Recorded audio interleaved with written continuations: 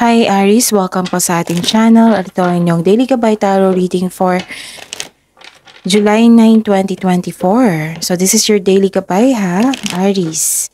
Please be reminded kung naka-resonate kayo, comment down. Kung hindi kayo naka-resonate, ibigay niyo po sa iba kasi channel reading po ito. This is for you Aries, July 9, 2024.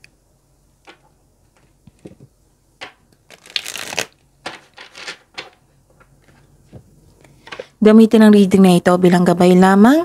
Please like, subscribe, and click the button for notification para updated po kayo sa daily tarot reading natin. Maraming salamat po.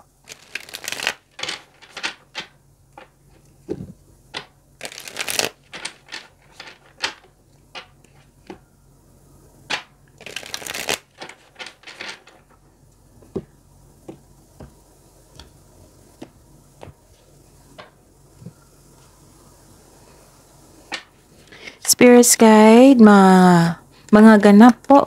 Ngayon July 9, 2024 para po kay Aries, I need 3 cards po.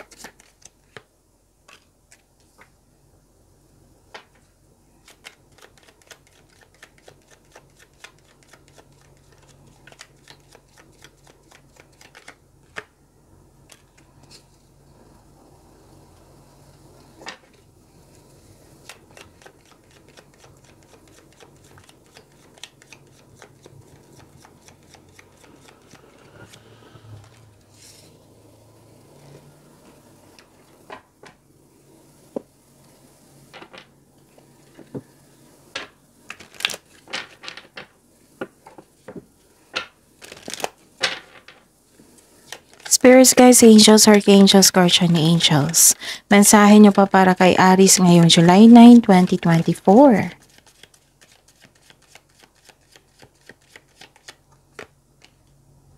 Another message po.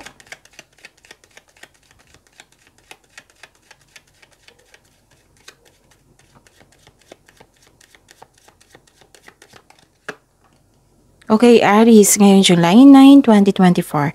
May nakita ko ditong may bagong kaibigan. Happy ka kasi may bago kang kaibigan or pwede din sinamahan ka na yung kaibigan ngayon. May kasama ka ngayon. Nag-uusap kayo at nagbigay ito ng patunay na very supportive siya sa inyo at loyal. Tapos, pwede din na-hired kayo as katiwala po. Pwede nagbumili kayo ng pet, ganon. And may nakita ko ditong success and happiness po.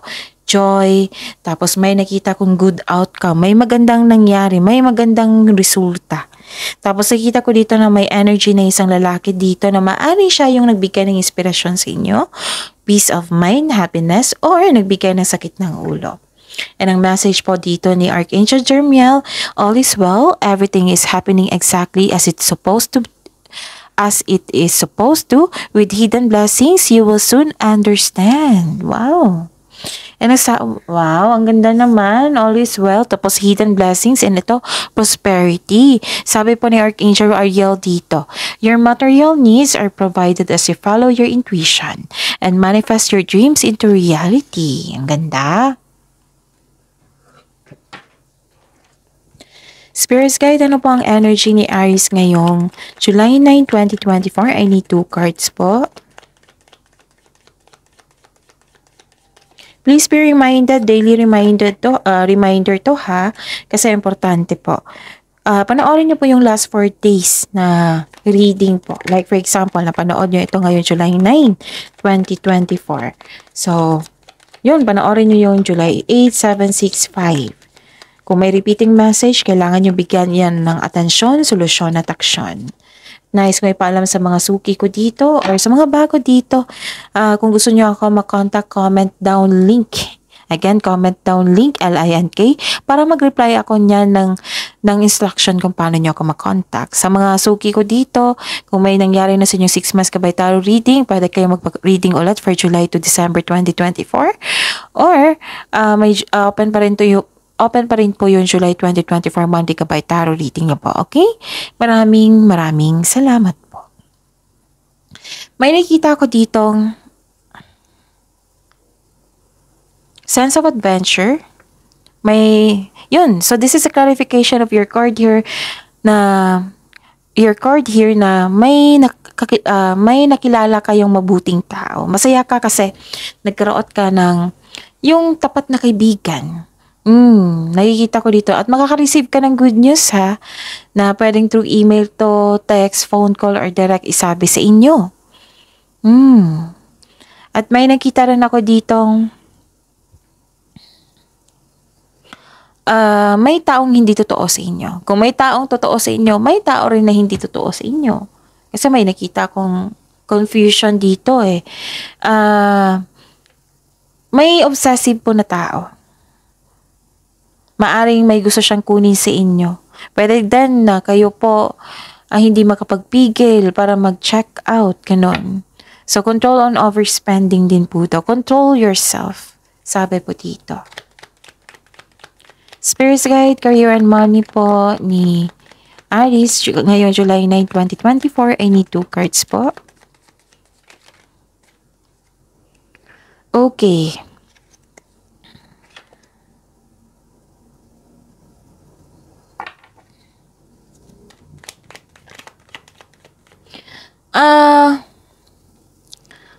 May focus, may reading tayo naka-focus sa career and money. Weekly Gabay Tarot reading nyo, napanood nyo na ba? So, yun. Uploaded nung Saturday, I think Friday. Basta na July 8 to 14 yun. Panoorin nyo. Okay? So, kung gusto nyo lang po ng full reading sa career and money, naging patient kayo dito.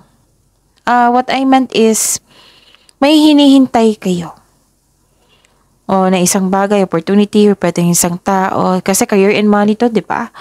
Waiting, sacrifice, pwedeng nagkaroon ng suspension kasi nagbabalanse ka pa kung ano yung i-decision mo. Kasi may offer. Kung nag-aantay ka ng job opportunity or contract, there may be delays and frustration. Same din sa kaperahan.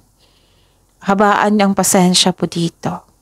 Tapos, ang sabi po dito, which is lumabas din ito kanina, na huwag mag-desisyon agad na mag-invest o maggasta ng isang bagay, pwedeng pera. Okay? Take time to reflect and surrender to the present moment as fully as you can. Time for reflection. Pag-isipan ng mabuti kung gusto niyo maggasta. Okay? At may nakita rin ako ditong, anong tawag nito? Another delay. Kailangan yung habaan ng pasensya nyo. Baka tinitest yung patience nyo. Tapos, may matatanggap ka na opportunity na may natanggap kang opportunity na hindi mo tinanggap dahil sa meron kang dahilan. So, another message po na may delay po dito. Uncomfortable ka sa changes dyan sa sitwasyon mo ngayon. Pero, sabi po ng card dito na this is temporary lang. Kailangan yung ma-overcome po ito.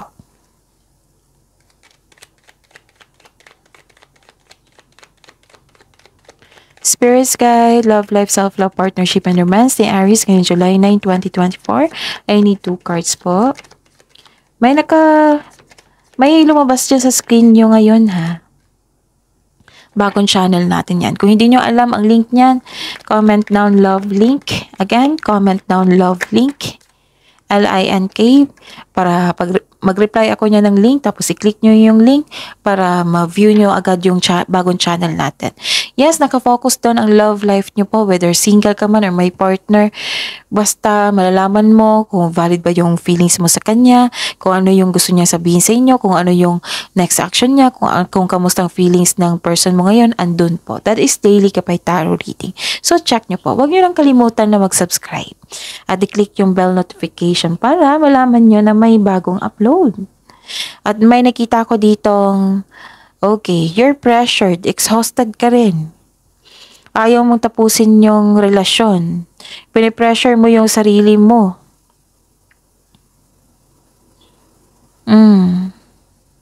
May naapektuhan ka dito sa intriga Tapos mag-ingat po daw kayo sa taong manloloko.